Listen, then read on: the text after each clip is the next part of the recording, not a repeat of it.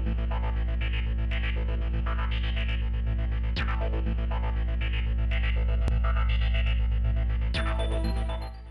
viewers, senang rasanya bisa menemani waktu istirahat Anda kembali bersama Community, sebuah tayangan yang mengangkat aktivitas kelompok orang yang memiliki hobi dan kegemaran yang sama.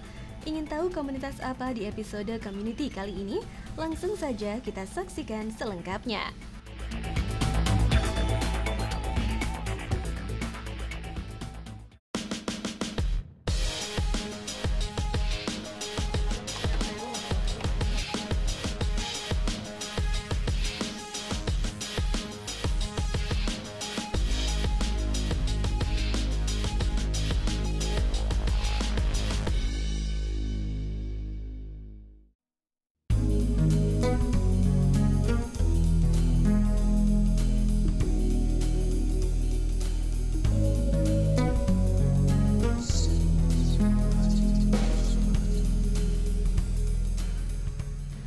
Viewers, jumpa kembali dalam Community. Episode yang lalu kita pernah membahas mengenai kegiatan komunitas Jelly Art Pudding. Masih ingatkah viewers? Yaitu komunitas seni menggambar atau menghiasi agar-agar dengan cara menggunakan proses penyuntikan warna makanan ke dalamnya.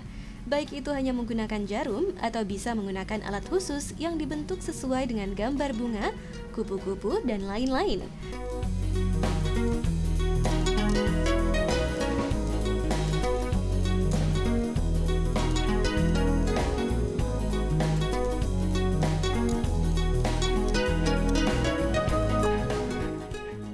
Viewers, Community kali ini kita juga akan bahas mengenai seputar art melalui media agar atau puding. Namun berbeda dengan Jelly Art Pudding sebelumnya. Perbedaan inilah yang merupakan inovasi dari beberapa orang yang menamakan dirinya sebagai komunitas Stained Glass Pudding. Mereka menciptakan sebuah inovasi dari seni art pudding, yaitu seni melukis gambar menggunakan puding sebagai kanvas dan melapisinya dengan gelas agar terlihat timbul dan menyerupai hiasan kaca mozaik.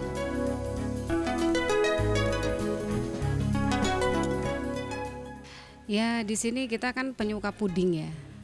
Cuman ini spesialis stained glass. Karena memang puding ini sekarang variannya banyak sekali, terutama yang art, dan ini bagian dari art puding. Tekniknya yang berbeda. Mungkin ini teknik yang kita menggunakan glaze. Dan saya sangat tertarik, dan di sini kita kumpul untuk lebih mendalami bagaimana membuatnya. Ya, komunitas ini terbentuk karena kita merasa bahwa saling memiliki hobi yang sama tentang seni dan juga mencintai puding. Jadi kita memilih belajar bersama atau workshop bersama gitu. Jadi dengan inilah terbentuk komunitas Stained Glass Pudding ini.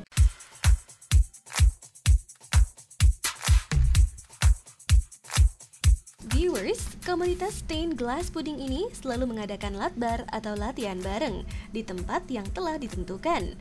Berkumpul saling belajar mengenai art pudding. Namun sebelum mereka memulai pembelajaran mengenai stained glass pudding, terlebih dahulu salah satu anggota yang juga sebagai coach dalam komunitas ini menjelaskan teknis secara ringkas dan alat apa saja yang dibutuhkan untuk membuat stained glass pudding. Stained Glass Pudding ini komunitas pembuat puding yang dengan teknik baru, yaitu teknik untuk membuat seperti kaca mosaik. Jadi hari ini kita akan belajar bagaimana caranya membuat stained glass jelly pudding. Jadi kira-kira bahannya ya, kita perlukan adalah gambar itu sendiri, dan ini untuk membuat polanya kita membutuhkan kertas. Saya pakai di sini kertas roti yang transparan ya, sebaiknya yang putih begini. Kalau yang abu-abu saya rasa kurang bagus untuk membuat pola di sini. Untuk pudingnya sendiri yang kita sebut kanvas, kita bisa menggunakan segala macam puding, terserah dan sesuai selera. Tetapi dengan catatan satu, warna harus putih supaya tidak mengganggu pewarnaan pada stained glassnya itu sendiri. Nah, sedangkan untuk bahan-bahan lainnya, untuk pembuatan garis-garis hitamnya nanti kita akan membutuhkan beberapa bahan, yaitu tepung. Nah, ini tepung saya tepung premix Akiko Jelly Cream. Yang satunya lagi adalah tepung cincau untuk membuat warna, gula, air, dan juga essence, karena cincau sendiri itu baunya kurang enak. Jadi kita membutuhkan essence untuk perasa. Dan untuk gambar yang dibutuhkan adalah gambar-gambar seperti kelihatan seperti mosaik. Jadi itu harus ada bidang-bidang yang ada bidang-bidangnya. Jadi bukan gambar yang seperti lukisan pemandangan atau apa. Karena apa, nanti kita akan diberi glaze yang menciptakan efek timbul itu sendiri. Jadi kalau tidak ada bidang-bidangnya, itu akan kesulitan memberikan glaze-nya. Jadi dalam proses pembuatan stained glass puding ini ada beberapa tahap proses yang harus kita lakukan. Pertama, kita harus menyiapkan gambarnya sendiri, ya. Terus kita bikin jiplakannya di atas kertas roti itu dengan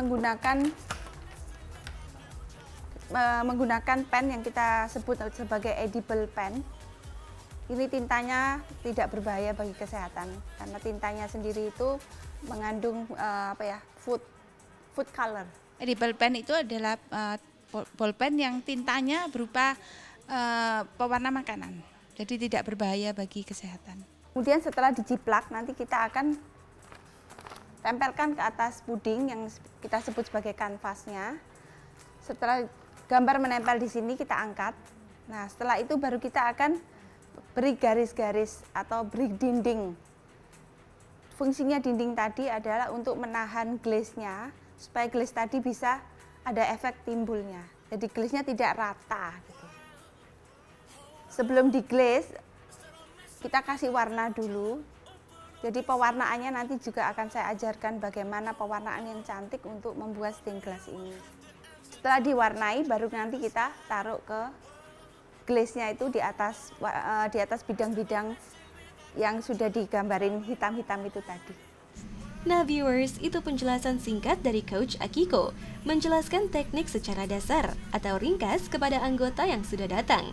Kini kita akan mendengarkan penjelasan alat-alat apa sajakah yang dibutuhkannya. Alat-alat yang dibutuhkan adalah satu set kuas, palet plastik untuk meletakkan warna di sini, mangkuk-mangkuk untuk air supaya untuk cuci kuas dan pengambilan air untuk pengenceran warna. Lalu ini spuit yang bulat yang paling kecil, piping bag, ini syring atau alat suntik yang tanpa jarum, dan juga gunting. Kita juga membutuhkan panci di sini untuk memasak jelinya tadi, jeli yang hitam untuk membuat garis-garisnya, juga untuk glaze-nya. Terus kita juga membutuhkan panci yang lebih besar untuk meletakkan bahan jeli tadi supaya tidak gampang membeku. Nah, ini nanti kita akan steam, kita beri air di bawahnya supaya tetap hangat dan cairan itu sendiri tidak mudah membeku. Dan pewarnanya saya sarankan menggunakan pewarna yang pasta, karena pewarna pasta itu penggunaannya sedikit sekali, bisa merek apa aja deh pokoknya. Sarankan memakai pewarna pasta. Sekian sedikit penjelasan dari saya mengenai bahan-bahan dan alat-alatnya. Untuk selengkapnya, sambil menunggu anggota-anggota lainnya datang, nanti kita akan belajar lebih detail lagi.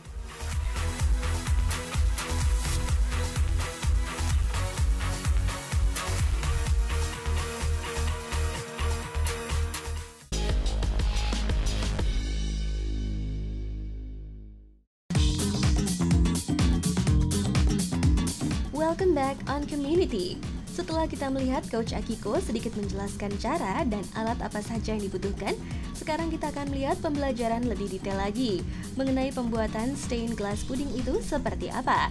Hari ini kita akan belajar cara membuat stained glass jelly pudding.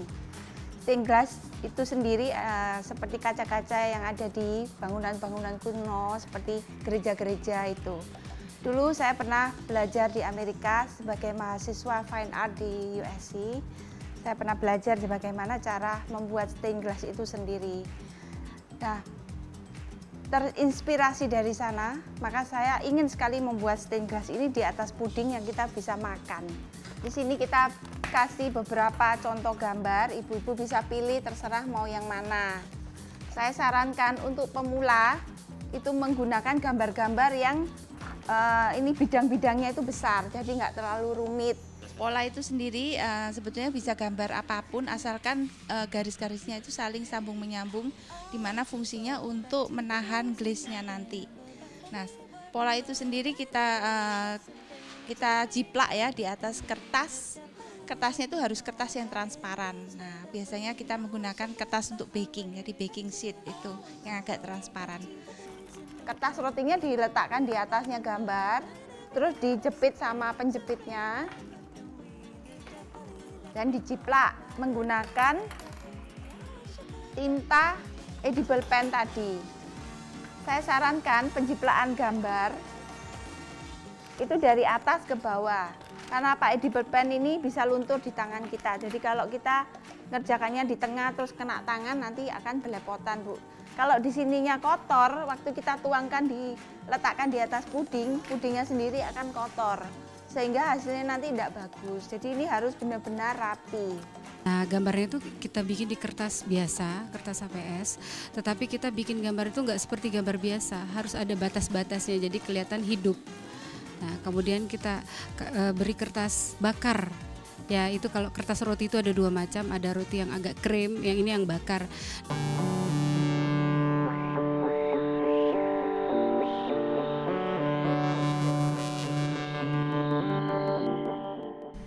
Hai viewers, penjelasan dari Coach Akiko tadi menjelaskan bahwa di saat kita akan buat gambar di kertas roti tersebut dianjurkan sangat hati-hati dikarenakan bila bagian tengah tangan kita kotor, maka dapat membuat kertas di bagian lain juga kotor. Dan di saat mencetakkan gambar di puding akan terlihat berantakan. Kalau dari kita masih pemula bikin gambarnya yang gede aja, jadi kan nggak terlalu kecil-kecil, jadi warnainnya dan glazingnya dan bikin dindingnya juga nggak susah. Nanti kalau udah mulai ahli, udah mulai mau cobain susah, baru bikin gambarnya yang kecil-kecil yang lebih detail gitu. Mengenai gambar yang saya sarankan, jangan membuat gambar yang ada wajahnya. Kalau ada wajahnya pasti ada matanya. Nah, kalau bagi pemula yang nggak bisa membuat squid yang bagus, mata itu akan terlihat hitam gitu aja. Jadi kalau untuk wajah seseorang matanya hitam aja kan mengerikan gitu loh. Oke, gambar di sini tidak harus berupa bulatan ya, jadi bisa mengikuti loyang yang diinginkan. Misalkan kepingin loyang kotak atau loyang oval, itu kita jiplak dulu garis luarnya loyang, baru kita gambar di dalamnya, bikin gambar seperti itu. Jadi nggak harus melulu bulat ya. Setelah gambar kita jiplak di atas kertas roti, kita tempelkan pelan-pelan, disesuaikan dengan bentuk. Pelan aja Bu, jangan digeser-geser ya, cuma ditepuk-tepuk seperti itu, silakan.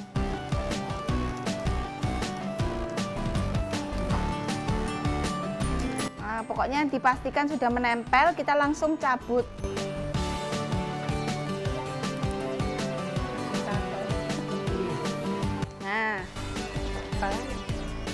Nggak lama kok Bu, paling 15 menit sudah kering ya. Pokoknya dia kena angin, dia udah mengering. Sambil menunggu kita membuat garis hitamnya. Kita tempel saja di puding, kemudian kita tarik kertasnya, udah langsung jadi. Dan tapi kita keringkan dulu beberapa saat. Jadi biar jangan melebar-lebar kan. Kita diamkan beberapa saat, baru kita mulai menggaris hitamnya.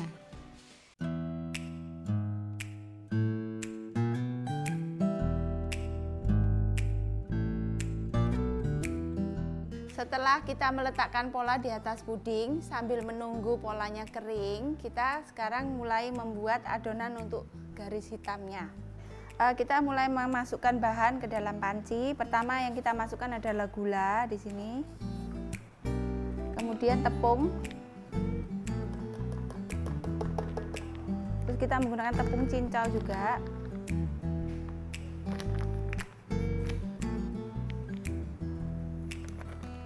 Air, kita aduk dulu.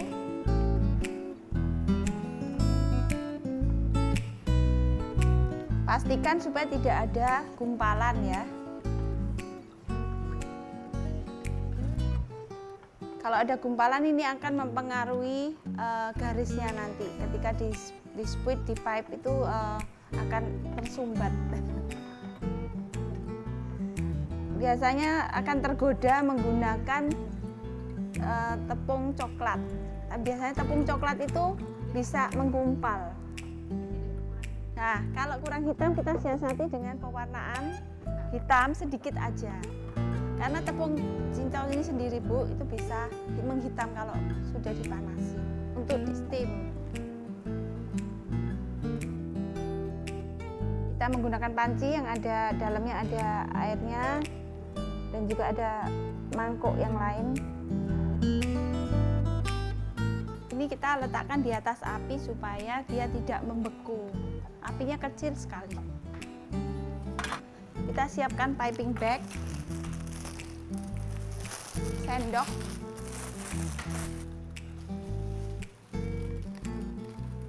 kira-kira cukup untuk membuat garis-garis itu. 3 atau 4 sendok aja udah cukup.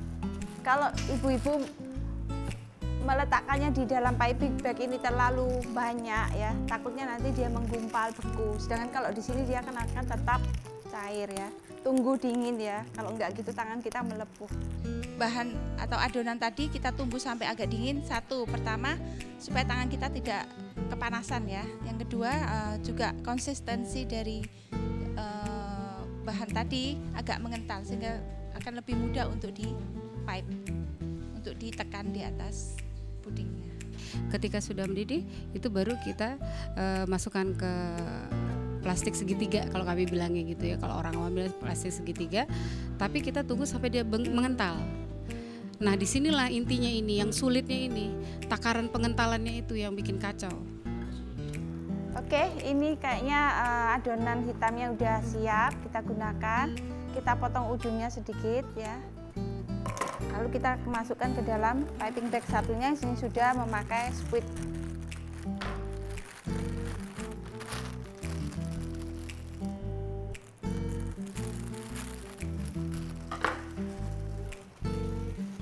Kita tes dulu, tuh masih running nih. Masaknya gampang, cuman kan harus nunggu dinginnya yang agak lama, terus mesti coba-coba sampai bisa pas dapet konsistensi yang kita mau. Jadi emang harus coba-coba sih. Viewers, setelah para anggota menunggu proses pengentalan bahan tersebut, para anggota ini langsung melakukan proses pembuatan dinding gambar atau piping. Oke, kayaknya ini adonan sudah cukup mengental, jadi kita bisa mulai membuat garis-garis pembatas.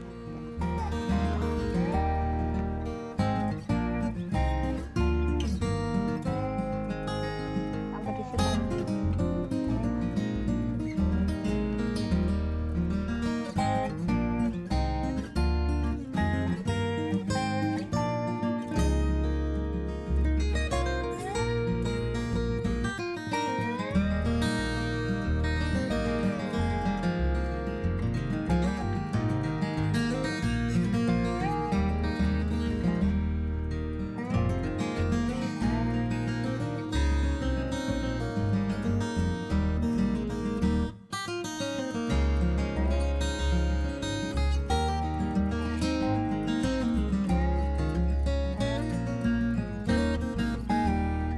Kita harus mengikuti garis yang sesuai dengan gambar yang ada.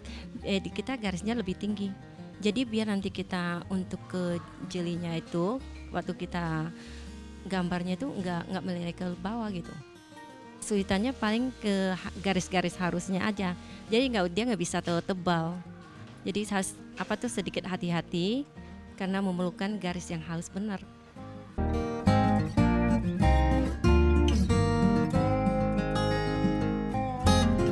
Saya tadi kalau macet paling bersihkan ujungnya dulu, kemudian kita pencet-pencet biar dia jangan mengental begitu aja, pecah lagi gitu. Kemudian baru kita mulai lagi, kalau salah kita bersihkan lagi, seperti itu aja. Oke, ini ya kayaknya garis-garisnya, garis pembatasnya udah selesai semua. Sambil menunggu biarkan dia mengering, selanjutnya kita akan menuju ke pewarnaan. Setelah proses piping kita tunggu sebentar supaya garis-garis dinding yang coklat tadi itu mengering. Kita bisa sentuh sedikit, kalau memang udah nggak lengket di tangan berarti udah kering. Nah, kita bisa mengaplikasikan warna.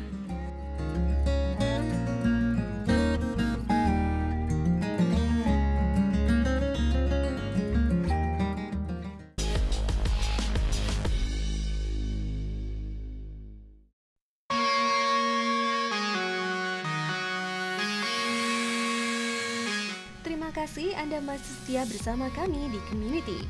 Setelah tadi kita lihat para anggota komunitas Stained Glass Pudding membuat garis pembatas dinding atau disebut dengan piping, sekarang anggota memasuki proses mewarnai.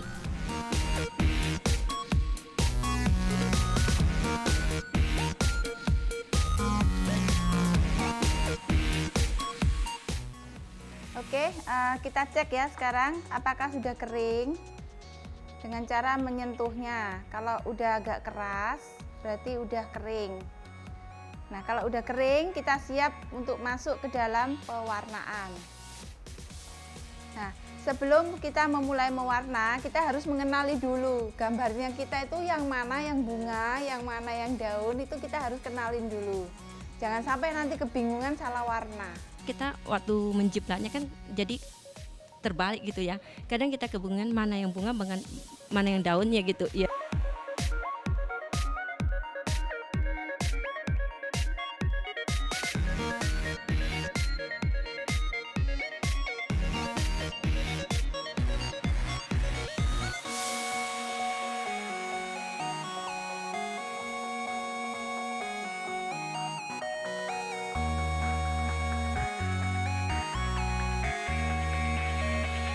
Ke teknik pewarnaannya, warnanya tuh sedikit aja, dari pewarnanya sedikit aja, terus kan dicampur air.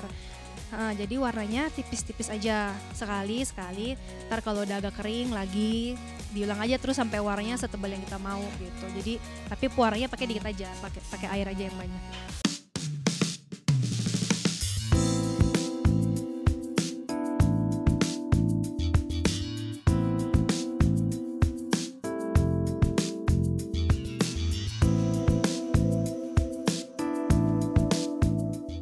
Tadi itu memang karena kita pewarnanya ini kan beda. Karena untuk puding itu tidak bisa kita menggunakan yang cair langsung melebar. Kalau pengalaman saya gitu. Nah di sini juga kita harus menggunakan pewarna itu kalau kita belum kenal untuk menguasnya itu warna terang, warna muda itu agak sulit. Nah tadi saya agak kesulitan karena saya belum kenal pewarnanya, jadi agak sulit saya. Tapi setelah berjalan itu mulai mengerti takaran muda tuanya itu kan kita harus mengenal. Kesulitan pertama sih belajar sih ada kesulitannya juga, tapi semakin didalamin tuh semakin asik. Harus warna muda dulu, itu memang teknik untuk melukis puding. Bukan di sini saja, tapi karena namanya melukis puding itu memang begitu. Kita harus warna muda dulu. Kalau muda kita mau tebalkan mudah, tapi kalau udah tua kita kan sulit untuk membongkarnya.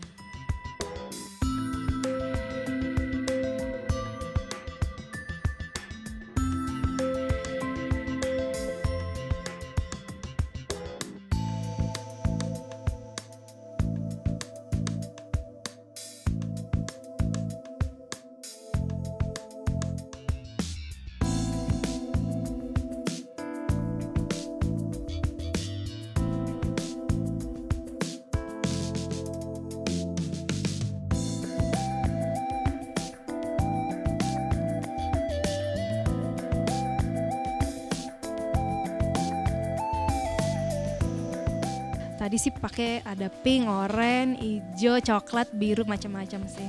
Iya, jadi di bunganya sendiri akhirnya pakai ada pink sama oranye biar nggak cuma pink doang. Terus daunnya juga ada hijau tua sama hijau muda sih, sama ada sedikit ya biru-biru biar warnanya nggak itu aja, sama paling coklat buat batangnya.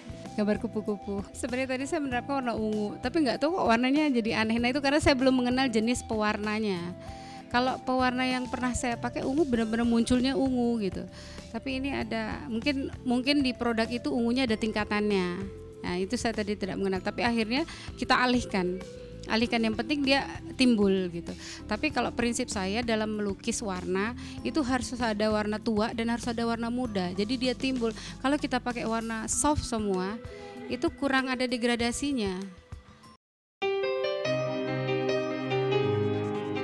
Viewers, setelah anggota selesai mewarnai, anggota langsung membuat tahap terakhir, di mana membuat gelas pada gambar tersebut. Oke, sekarang proses mewarnai sudah selesai nampaknya. Jadi kita akan memulai proses pembuatan glaze-nya. Jadi glaze di sini kita membutuhkan bahan-bahan seperti gula. Kita masukkan ke dalam panci. Dan agar-agar tepung agar-agar plain ya, tidak berwarna.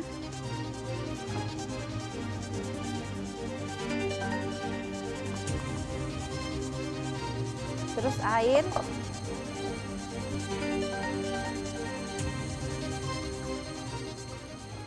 Dan segar kita masukkan sitrin ya, citric acid. Kita rasakan dulu, apabila rasa sudah enak baru kita masukkan ke atas.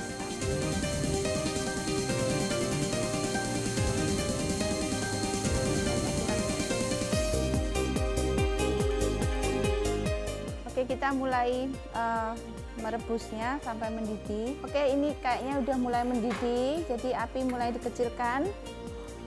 Kita bisa mulai untuk proses glazing. Kita membutuhkan 1 siring tanpa jarum ya, untuk mengambil sedikit aja supaya tangannya nggak panas ya. Nah, ini kita tuangkan sedikit demi sedikit di tiap bidang. Tiap bidang kita taruh sedikit demi sedikit. Bahan dasarnya cuma agar-agar dan air serta gula aja. Kalau mau ditingkatkan rasanya ya boleh dikasih lemon atau apa, biar agak seger gitu ya.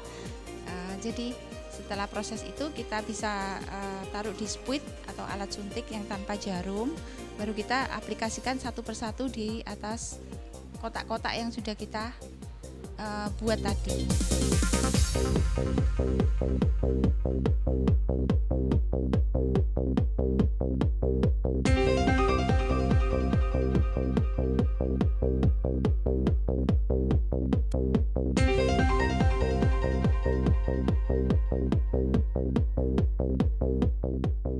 Dia memakai jelly itu agar-agar plain juga. Untuk menuangkannya juga kita pelan-pelan gitu, pakai alat suntik itu tapi tanpa suntikannya, jadi sedikit demi sedikit. Kita lakukan bertahap, sedikit-sedikit, jadi sehingga dia bentuknya seperti melengkung-melengkung, jendul-jendul. Jadi nggak datar. Kalau datar kita siram aja langsung kan, tapi itu tidak. Makanya bertahap, kering, pasang lagi, kering, sampai bentuknya itu ada seperti gunung-gunung gitu ya kalau kita lihat dari samping. Pelan-pelan, jadi seperti setetes demi setetes ya. Setelah mengering baru kita tambah lagi setetes demi setetes sampai timbul ada ketebalan tertentu. Jadi kita bisa memilih ya daerah mana atau gambar mana yang kita mau tonjolkan, itu bisa kita tambahin lagi dan backgroundnya yang cuma 1 lapis aja gitu. Nah viewers, penasaran kan seperti apa jadinya? Komunitas Stained Glass Pudding ini akan memamerkan karya buatannya yang memiliki seni dan keindahan akan sebuah art pudding dengan teknik Stained Glass Pudding.